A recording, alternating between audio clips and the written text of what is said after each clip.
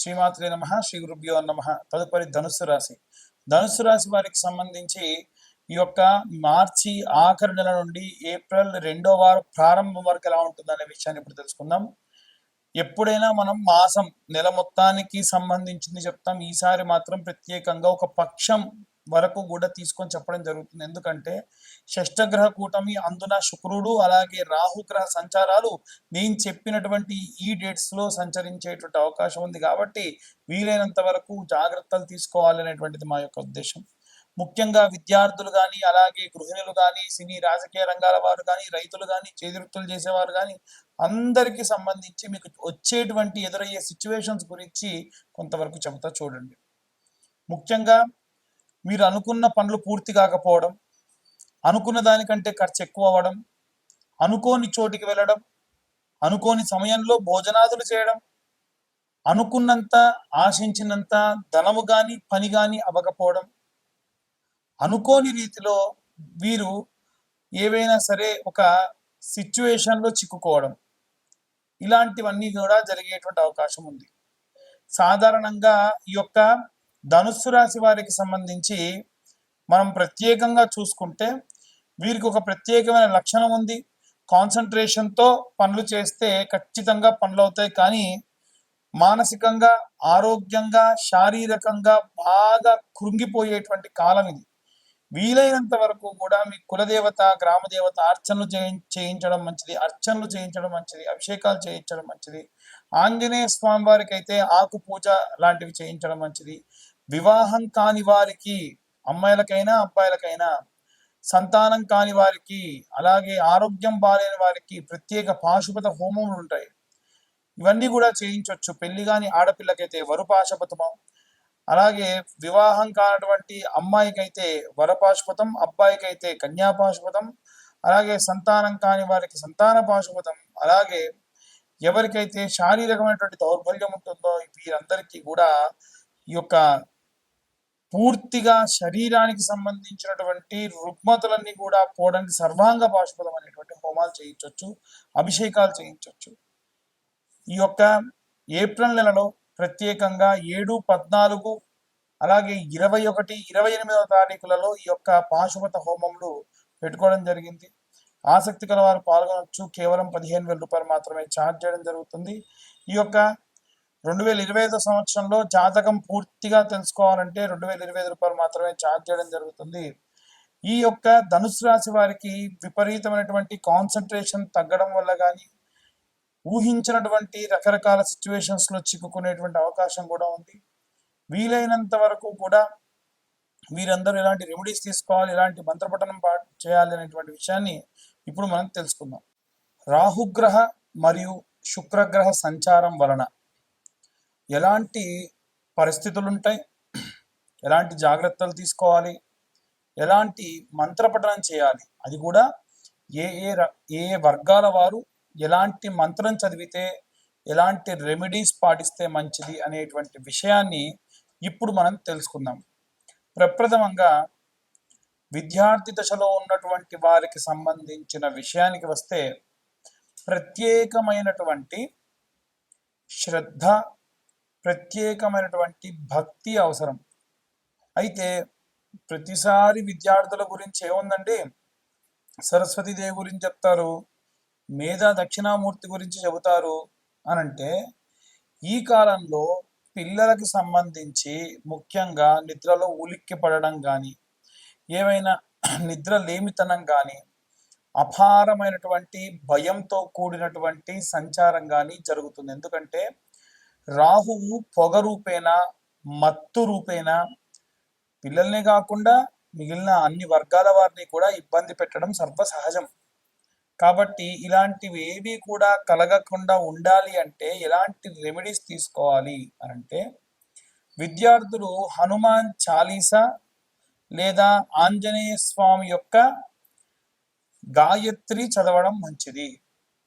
హనుమాన్ చాలీసా అనేటువంటిది నిత్యము కూడా అసుర సంధ్యా సమయంలో స్కూల్కి వెళ్ళి వచ్చిన తర్వాతకి నిర్దిష్టంగా ఒక దగ్గర కూర్చుండబెట్టి పిల్లలతోని చదివించడం వలన విశేషమైనటువంటి శక్తిని సంపాదిస్తారు.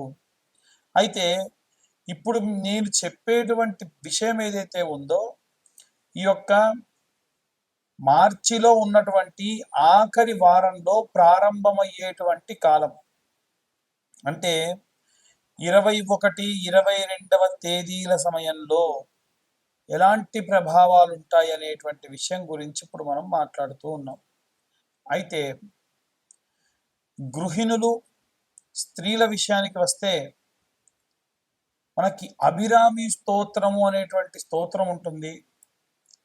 ప్రత్యేకంగా ఈ అభిరామి స్తోత్రమును తులసి దళములతో, చాలా మంది తులసి దళాలు అంటే ఆకులు తీసుకొస్తూ ఉన్నారు. దళం అంటే దానితో పాటుగా జతగా ఉండాలి. అలాంటి తులసి దళాలను తీసుకొని వచ్చి 108 తులసి దళాలతోని అమ్మవారికి ప్రత్యేకంగా స్తోత్రం చదువుతూ ఆరాధన చేయడం వలన, తర్వాత కాస్త నీడలో ఎండపెట్టినటువంటి ఆ యొక్క తులసిని పొడి చేసి నిత్యము ఆచమనం చేసే సమయంలో ఇంటి యజమాని చేత చేయించడం వలన విశేషమైనటువంటి శక్తి, భయాందోళన నుంచి దూరమయ్యే అవకాశం ఉంటుంది. ఉద్యోగస్తులకు సంబంధించిన విషయానికి వస్తే ఉద్యోగస్తులు ప్రత్యేకంగా గురుచరిత్ర పారాయణం కానీ, సుందరాకాండ పారాయణం చేయించుకోవడం మంచిది. హనుమాన్ లాంగూల స్తోత్రము అని ఉంటుంది. హనుమాన్ లాంగూల స్తోత్రము. హనుమన్నంజనీ సూతో మహాబల పరాక్రమ అని ప్రారంభమవుతుంది. ఆ యొక్క మంత్రాన్ని ఈ యొక్క ఉద్యోగస్తులు అలాగే వ్యాపారస్తులు నిత్యం అసుర సంధ్యా సమయంలో వినడం ప్రత్యేకమైన శక్తినిస్తుంది. ప్రత్యేక శత్రు వినాశనం కూడా జరుగుతుంది. అలాగే ఎవరైతే సినిమా రంగంలో ఉన్నటువంటి వారు ఉన్నారో వారు కనకదార స్తోత్రముతో పాటుగా రుద్రం నమకం చమకం అని మీరు కొడితే యూట్యూబ్లో కానీ స్పాటిఫైలో కానీ వస్తుంది.